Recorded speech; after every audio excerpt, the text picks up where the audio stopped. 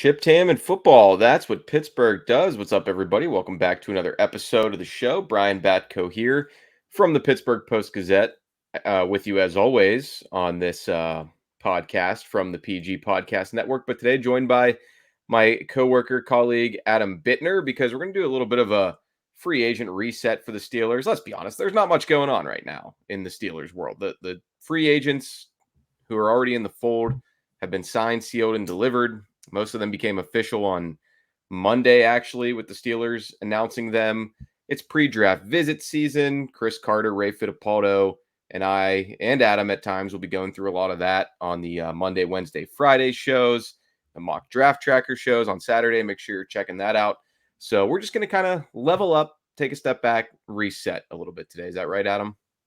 Yeah, we're going to get into the data. I wrote my PFF grades of the free agent and trade class so far. I mean, obviously deals can still happen, but I think the bulk of the activity that we're going to see from the Steelers, certainly on the high end, has happened. So I kind of wanted to dig into the analytics a little bit and see how they, whether they contradict the kind of conventional wisdom that surrounds this team.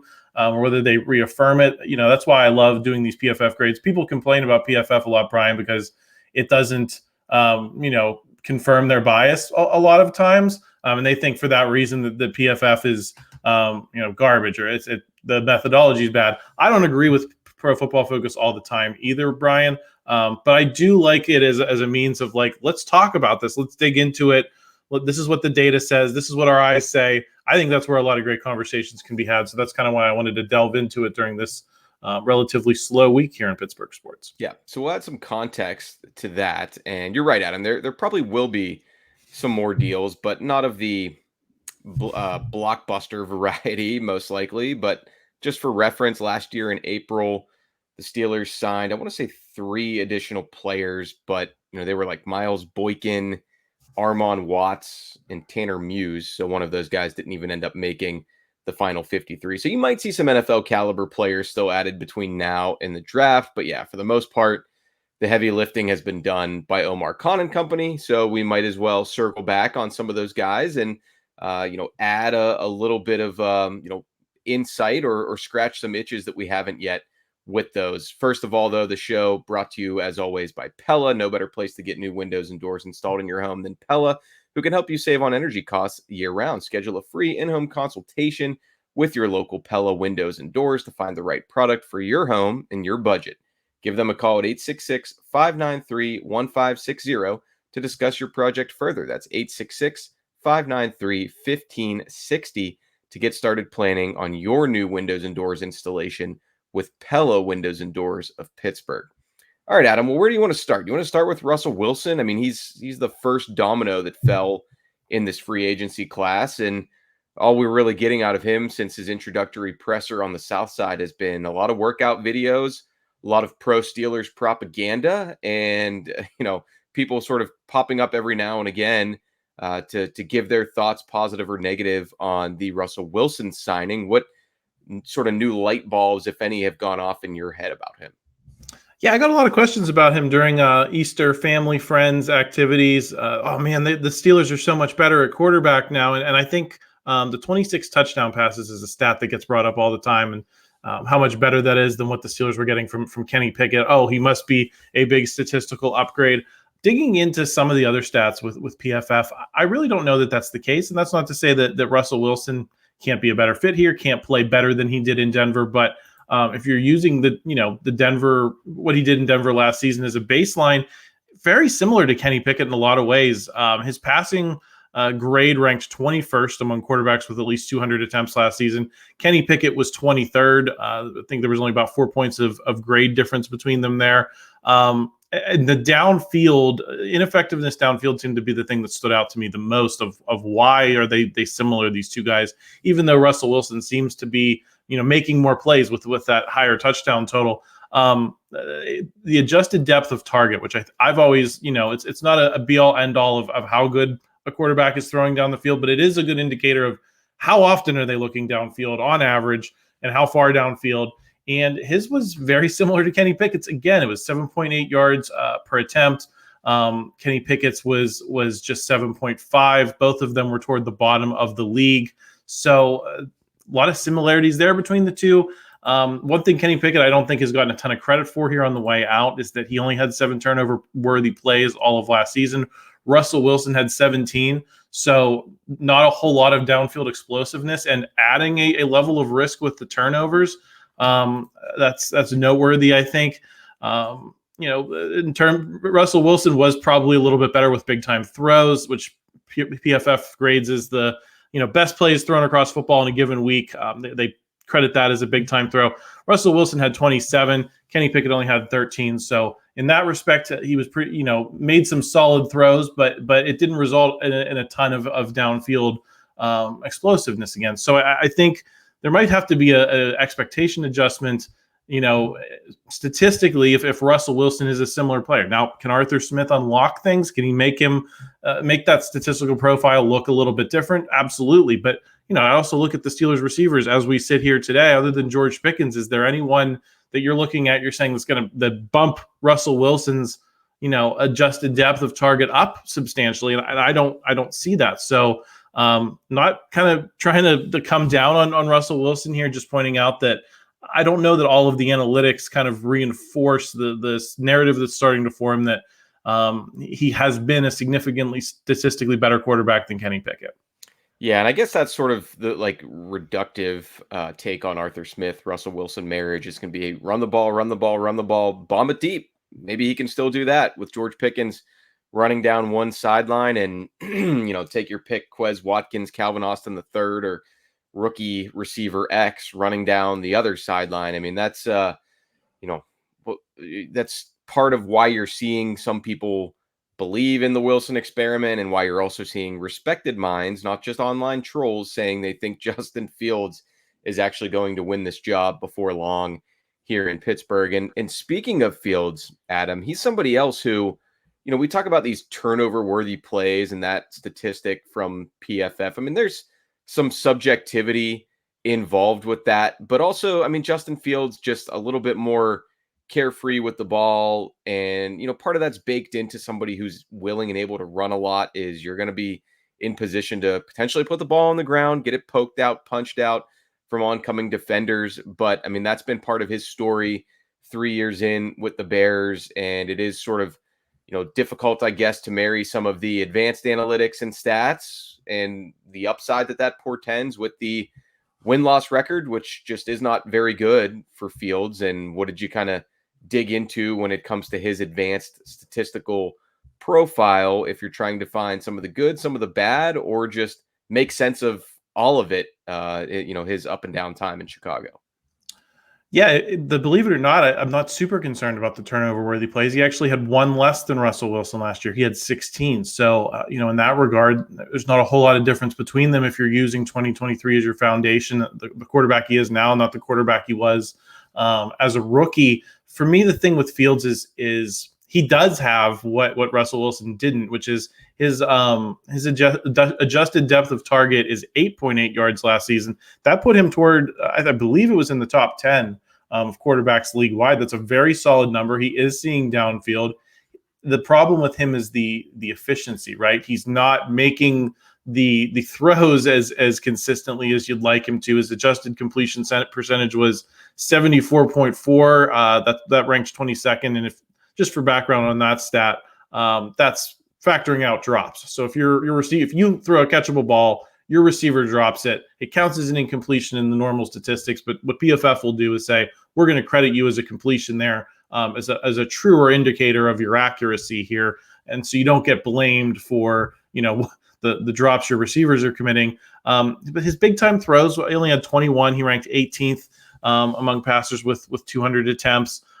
So those efficiency metrics could be a little bit better with him. And I think that's where the battle is going to be. If he makes any kind of a bid to challenge Russell Wilson, I think he's at this stage of his career better suited toward making plays downfield than Russell. But I think Russell's probably a little bit more consistent, and that's part of the veteran savvy, right, Brian? Is where the ball needs to go, and that's something that stood out to me in the Kenny Pickett era. Is Ben Roethlisberger, for all of his physical limitations in those final seasons, knew where the ball needed to go. was able to make quick decisions, was able to get it out fast. Maybe you'll have more of that with Russell Wilson. The question is, can Justin Fields get there to the point that he's a better package than Russell Wilson? I think over the the long run, he could be, he will be. It's a question of how soon does that happen in this Arthur Smith offense.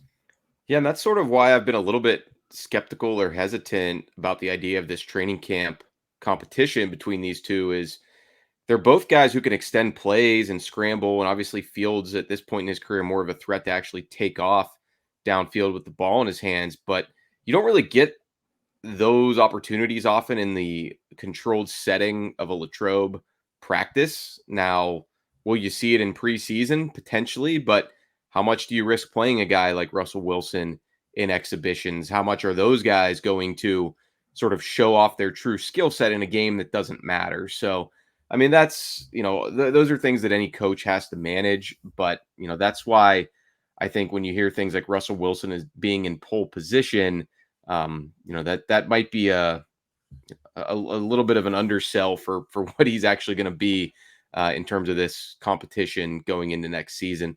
Flipping it over to the defensive side, Adam, maybe the most nebulous acquisition of the Steelers thus far this offseason is that of Dante Jackson, because I think, we know that there were some issues behind the scenes with Donte Jackson, but Mike Tomlin at the owners meeting said it was really a player for player swap between those two.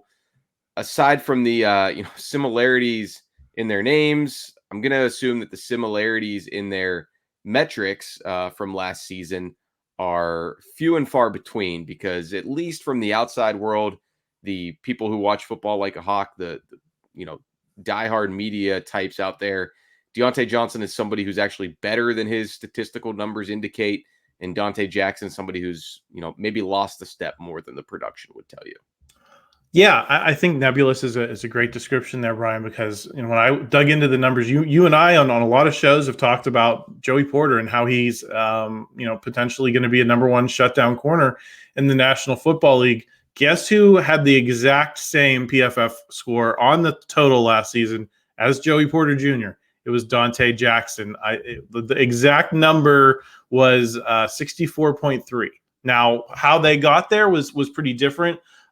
Joey Porter allowed 27 receptions on 57 targets. That's really impressive. That's more than half the time the guys he was covering, the guys that the quarterbacks that targeted him did not make the play. And that's something you and I talk about a lot as great. I mean, that's what you want to see from a cornerback. Donte Jackson allowed 18 more catches. He allowed 155 more yards with the Panthers.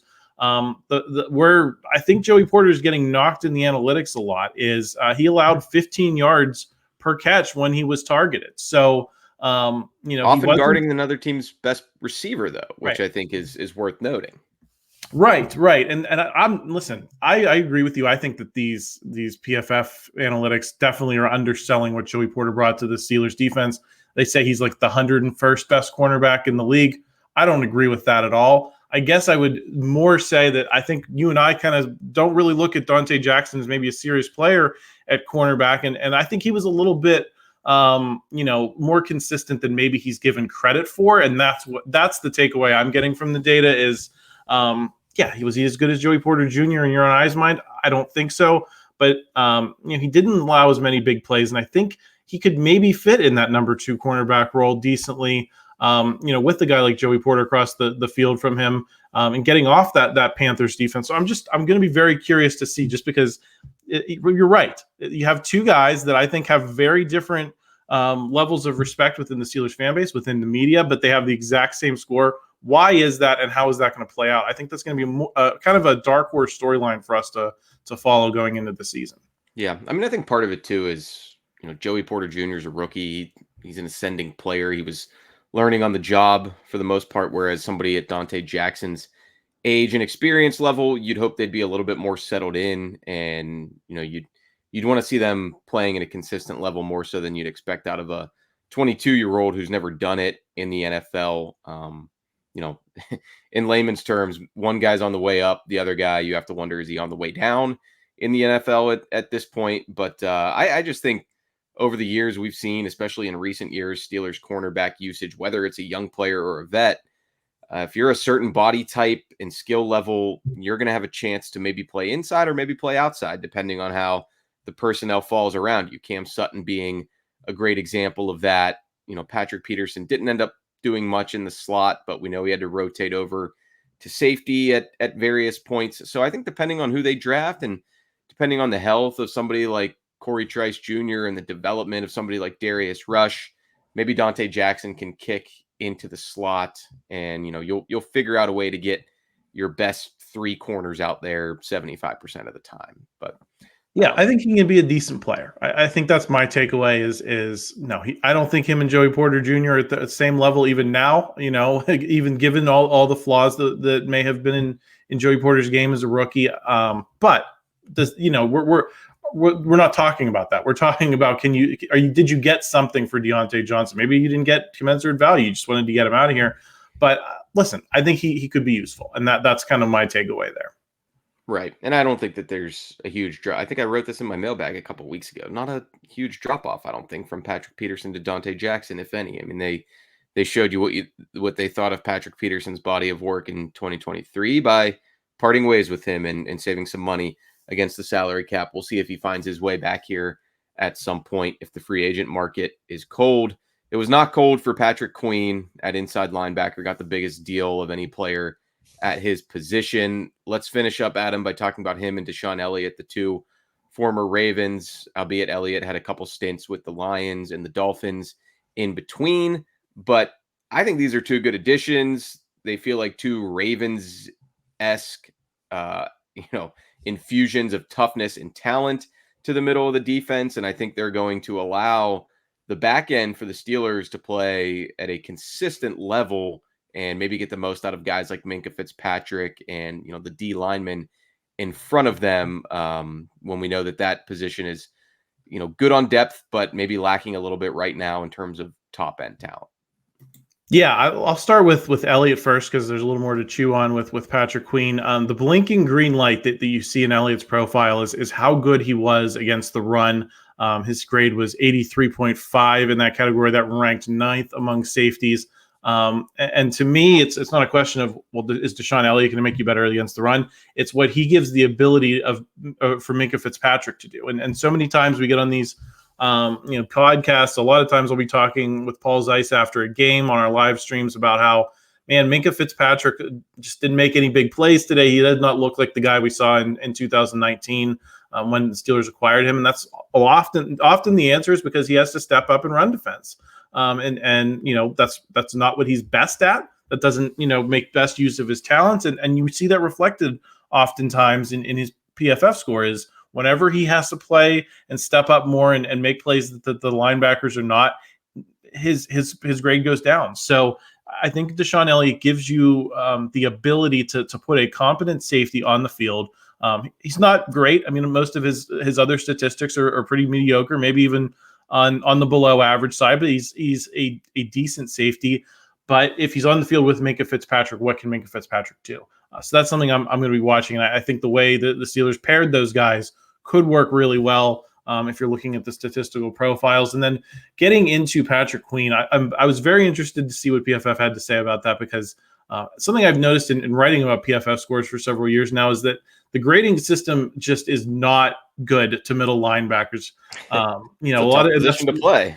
Right. And Robert Spillane, a guy who, earned a level of acclaim this year with Oakland, the Las Vegas Raiders after leaving town. His PFF scores still aren't great. I think there was one guy who had a grade over 90 where I think there's like a gajillion pass rushers because they get the sacks, they get the big splashy plays. Their scores go very high. But when you're a middle linebacker and you have responsibilities in run defense, responsibilities in pass rushing on some plays, responsibilities in coverage on some plays, there's a lot more opportunity for those guys to do something that I guess PFF evaluators don't like. So Patrick Queen's score on its face is pretty ordinary. His season score was 73, but that's still ranked 26th in football. And some of the stats under the hood that really impressed me about him were he's still ranked 3rd among linebackers in total pressures with 27. I think only the Rams' Ernest Jones with 37 and Detroit's Alex Anzalone with 30 had more. And then Patrick Queen also had 52 stops for the Ravens last year. PFF defines those as plays that result in failures for the opposing offense. So if you knock someone off a down and distance sequence, no gain type of situation, they give you credit for that. And that figure ranked really well in football too. I still have it written up here. That ranks 17th among linebackers. So he's an impactful player. He's making lots of plays all over the field. And to me, that matters more than the score itself, Brian, because I think the score itself is just naturally depressed by the position. So the fact that he makes plays to me is more interesting. And I think that's why the Steelers were very interested in him. And there's obviously way more that goes into playing that position specifically. I mean, Mike Tomlin talks all the time about how that inside linebacker, whether he's wearing the green dot helmet or not, is such a hub of communication, and it's getting guys lined up and doing all of those quarterback of the defense type things. And, it seems like they see a nice combination with Queen of he's been around, he's played 4 seasons at a high level, but he's also still a pretty young guy and physically should have his best football days in front of him. All right, Adam. Well, I think that pretty much covers all the big ones. Did you do any deep dives on Kyle Allen or Dean Lowry for the people, or do we feel like we'll let them sort themselves out and distinguish themselves come OTAs and training camp? Yeah, not a ton of noteworthy stuff there. Things that are going to maybe reframe the dialogue. Quez Watkins signings like that didn't get too far into that, but Cameron Johnston, get your he was punter hang time and snap operation times. Yeah, no, not a ton there. I mean, listen, it's gonna be hard to make Steelers fans more angry than Presley Harvin did through a lot of last season. So it'll be interesting to see how those guys fit into the mix. I wish there was more sample size that we could kind of analyze things. But another thing I don't like to do either is overreact to small sample size. In those guys' cases, that's what you'd be doing. So we'll just stick with those top 5 guys, and if anything more comes up, maybe we can do a second one of these. Yeah, for sure. Well, either way, hopefully there's some more Steelers news to come this week. It seems like the pre-draft visits are going to pick back up now that everybody's back from the league meetings in Orlando. And, I think they're only about a third of the way through their 30 allotted pre-draft visits. They don't necessarily have to use all 30, but they're going to want to keep pounding the pavement and doing their due diligence on guys that maybe they haven't seen as much on the pre-draft circuit, or they just really want to consider targeting them in the early rounds. So you turn over every stone. Thanks for hopping on, Adam. Appreciate it. Make sure to check out Adam's written report of all that we discussed Wednesday online, post-gazette.com. I'm Brian Batko.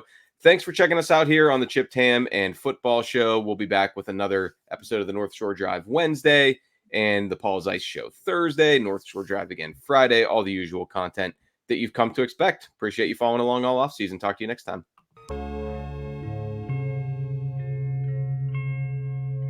Thank you for checking out this content from Post-Gazette Sports. If you watch this video on YouTube, please like the video and subscribe to our channel.